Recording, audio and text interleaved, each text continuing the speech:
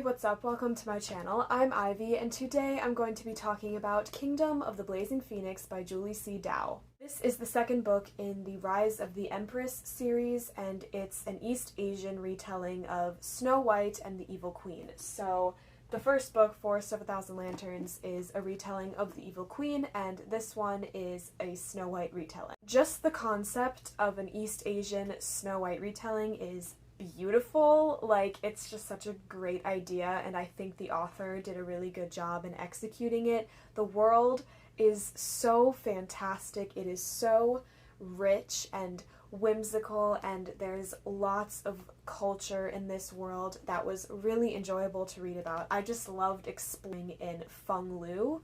I really enjoyed the plot overall, especially the first half, because we're in this palace setting, so it's very political, it's very tense all the time because you really can't say the wrong thing, because if you mess up, then the consequences are pretty intense, and I was having the time of my life. Like, I love reading about that setting and those situations. So I really enjoyed the first half. The second half I still enjoyed, but I wasn't quite loving it as much as I was for the first half, because the second half just kind of turns into your, like, kind of generic quest narrative. Like, it's not everything is super cliche or anything. Like, there's still unique aspects to it, but it definitely felt more familiar and like I've been here before. Another thing I really like is that these books are not afraid to go dark.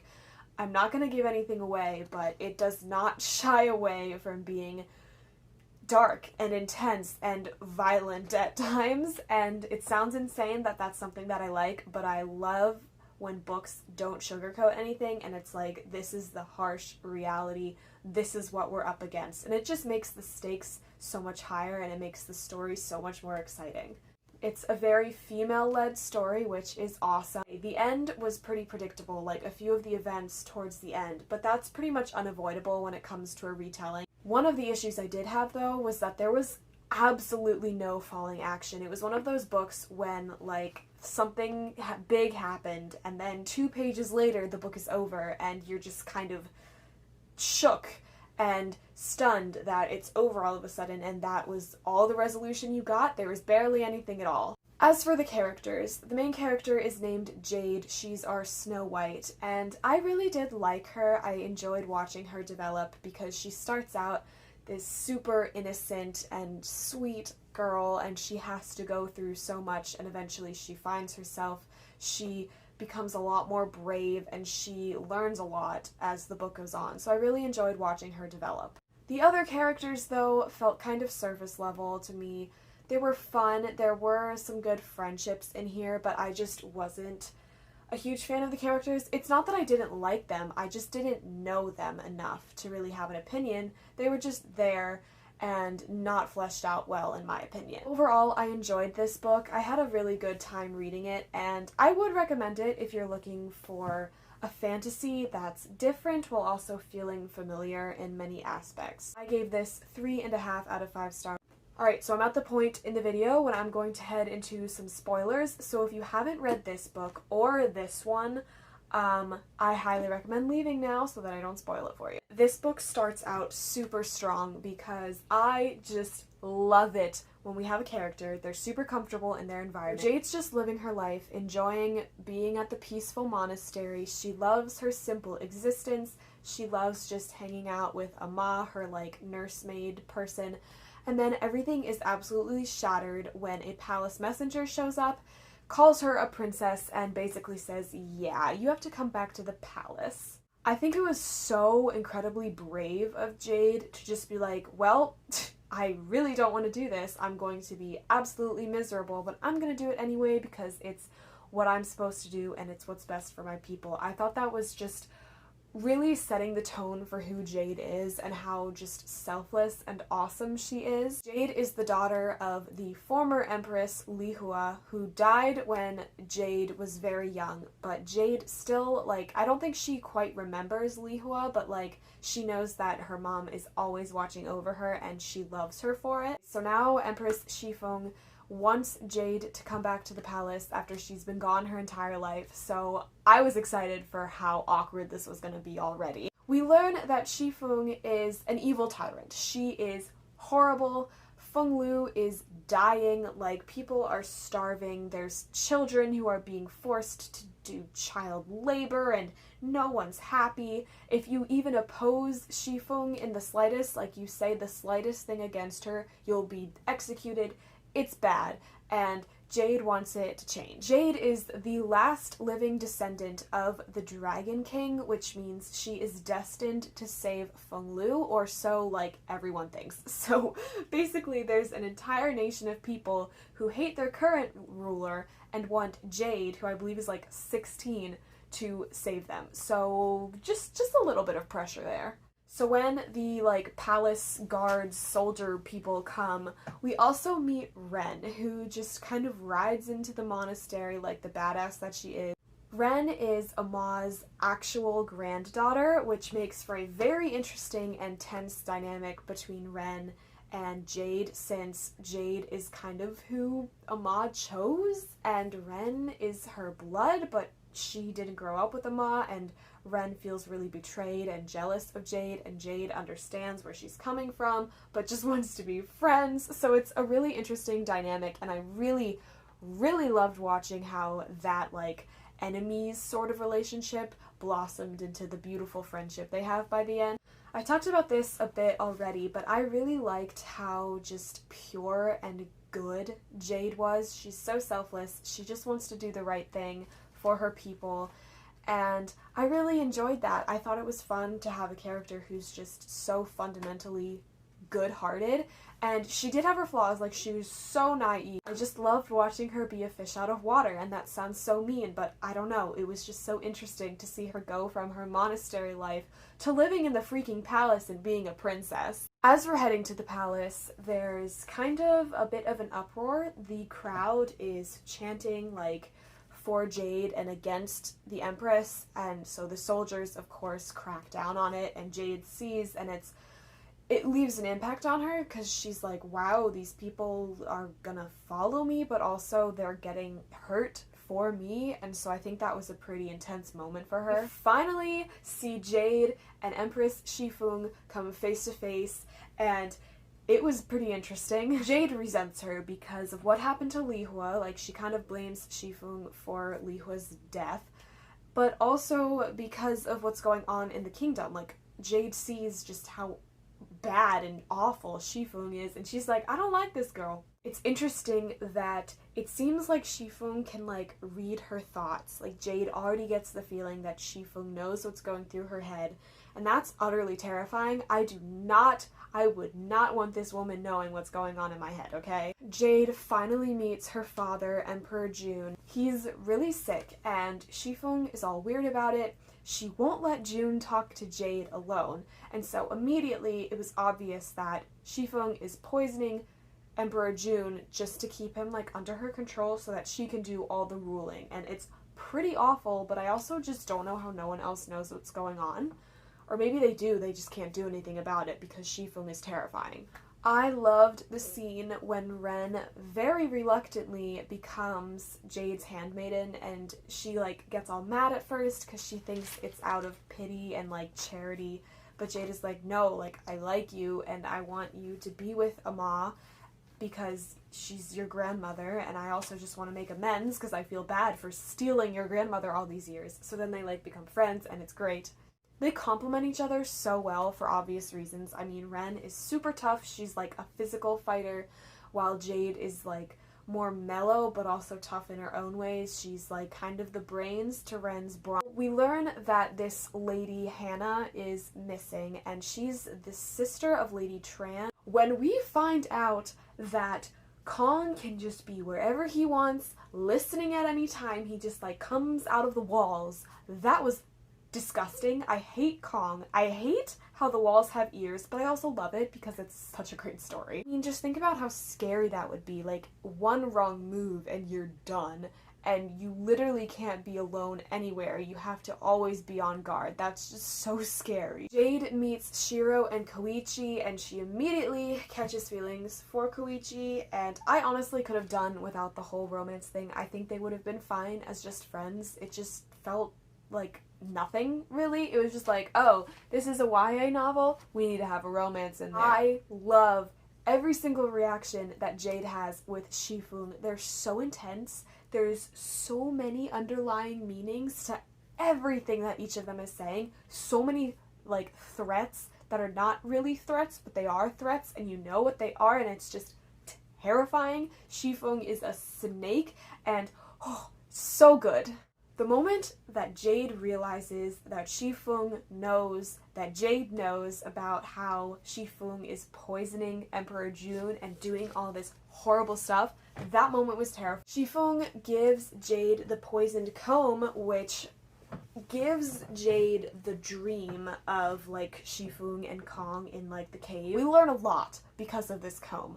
First of all, Shifeng is killing people and eating their hearts, specifically women, which we as the readers already knew, but now Jade knows for sure what's going down, and it's pretty intense. We also see that Shifeng is still serving the Serpent King or Serpent God, and she seems to be kind of tired of it. Like, I think she's scared of him for sure, and I don't know, she just doesn't seem very happy. She is still worried about the fool who she thinks is Jade, and she wants to kill her. The last thing that we learn is that the soldiers are literal snakes. Like, they're snakes, but they look like men, and they're the Serpent God's soldiers, and that's just gross. I don't like snakes. This moment when Jade learns, like, the whole truth about what's going on is kind of when she tips over the edge and she's like, oh crap, I really need to do something to stop this crazy lady. I loved how Jade's determination to bring Shifeng down kind of grew and grew as the book went on. The escape from the palace was pretty dang exciting. We got some help from Lady Tran,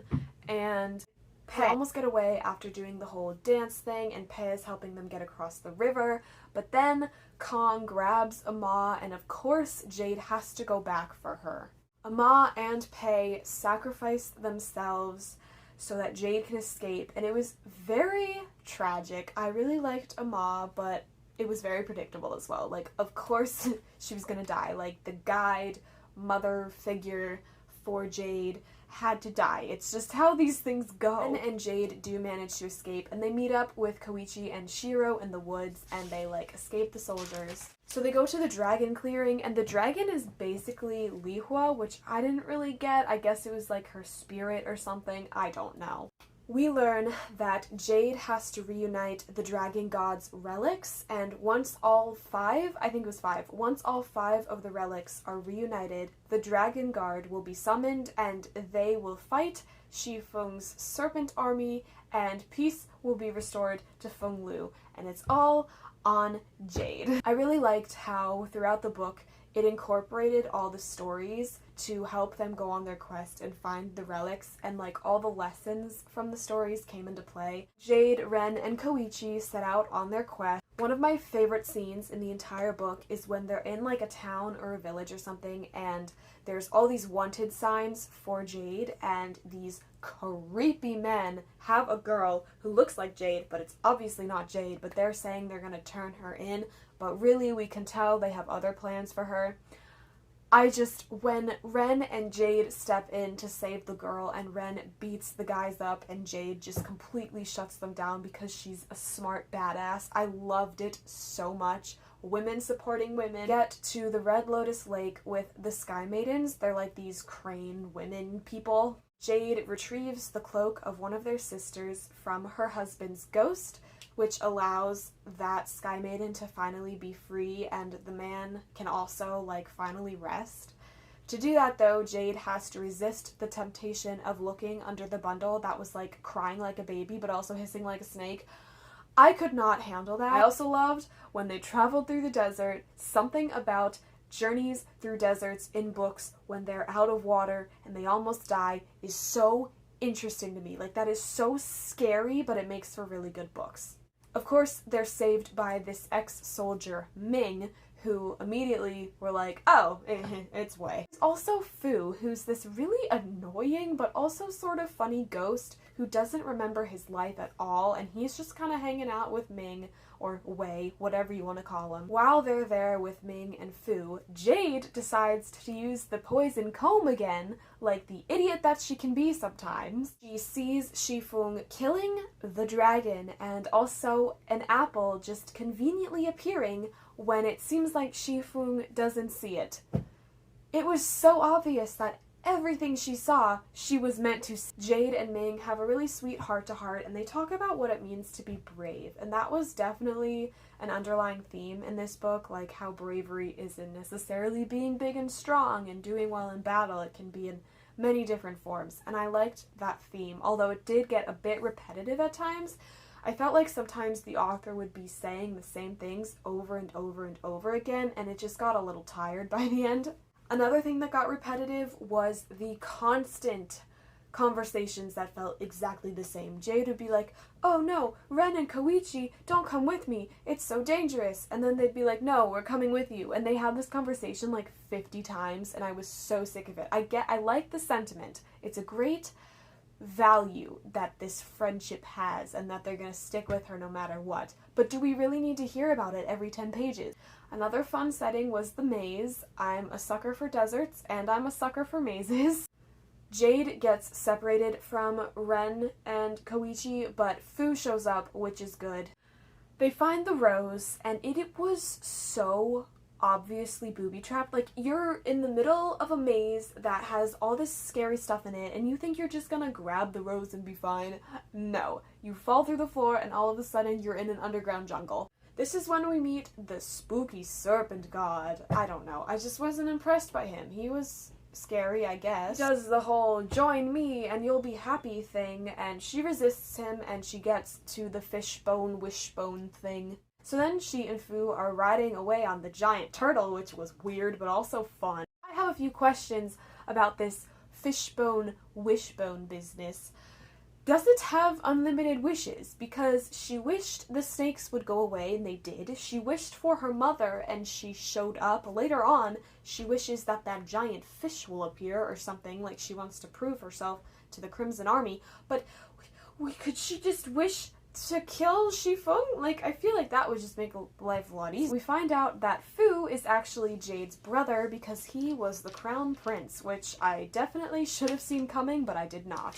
The more interesting thing, though, is that Emperor June pretty much sent him on a suicide mission. He knew that Fu was not coming back, and that is some pretty messed up stuff. And then they get captured by the Crimson Army, which is one of my favorite parts, because how cool is it that there's just a band of female assassins living up in the mountains, not giving any craps about what people think or want them to do. They're just living their dang lives. They make Jade prove herself to them before they, like, swear allegiance, so Jade goes and gets Silver Arrow, which is the sword of that famous warrior guy. How big was that fish that she swam into? There was like a miniature Feng Lu inside of the fish. We're reunited with our friends because they were also captured by the Crimson Army. So everyone's like, "Yay, we're back together. You're not dead. You're not dead. Woohoo!" So they gather themselves, and then they head back to the dragon clearing, this time with the Crimson Army in tow, which is pretty cool. They get to the clearing, and they're battling, and Jade has to get inside, like, the gate things so that she can get to the apple. But then she gets enchanted, and she eats the apple, and she dies. Like, actually dies. Meanwhile, while Jade is over there dying, Ren has this very intense confrontation with Kong. Like I said, I hate him. He's slimy. And she kills him, which was great. I was glad that she was the one to do it, but it was also pretty intense. I wasn't sure how that was gonna go. Ming, or Wei, or whatever the heck his name is, appears to betray them. He, like, goes off with Shifeng, but then he's having all these internal conflicts because he's like, I still love her, but also she's crazy and evil. So then he does end up killing her, which I gotta say, I mean, I kind of sort of saw it coming, but I also was like, no, that's too obvious. But he does kill her, which I was proud of him for because, you know, killing someone you love is not easy. Not that I would know. They realize that since Fu has the blood of the dragon gods, he can also reunite the relics. So he does that, and I thought that was such a powerful moment because Fu can only be solid and, like, pick things up when he's feeling really strong emotions. So clearly he was feeling very strong emotions after his sister has just died, and like the stakes are so high. So I thought it was really powerful that he did this, summons the dragon gods, and they kill the rest of the serpent god's army and the serpent god. So now everything's defeated, everything's fine and dandy, except Jade is still dead. But never fear, because Koichi's kiss combined with Li Hua's love brings Jade back from the dead, and now everyone's happy. We say goodbye to Fu because he's like finished what he needed to do, so he passes on to wherever he goes. Jade tells Wei that he's going to be the commander of her army, which is pretty fun. Shiro and Koichi are gonna live in the palace. Obviously, Koichi and Jade are gonna like marry or whatever. And the best part of all is that Ren gets to join the Crimson Army because she's amazing. She did so well in the battle, and yeah, she's gonna be one of them now. And of course, Jade takes the throne and rules Feng Lu as they dance off into the sunset. I did like how the epilogue kind of acknowledged that it was a long and hard struggle to kind of heal the nation, because obviously you're not just gonna, get this new ruler and everything's fine now. Like, it's gonna take a while. Alright, so I think those are all my thoughts on, here, I should hold it up, shouldn't I? Kingdom of the Blazing Phoenix. I hope if you read it, you enjoyed it, because I did quite a bit. It wasn't great, but I did like it. That's it for today's video. Thank you so much for watching. I hope you enjoyed it. I hope you have a fantastic day, and I will see you next time with another video. Bye.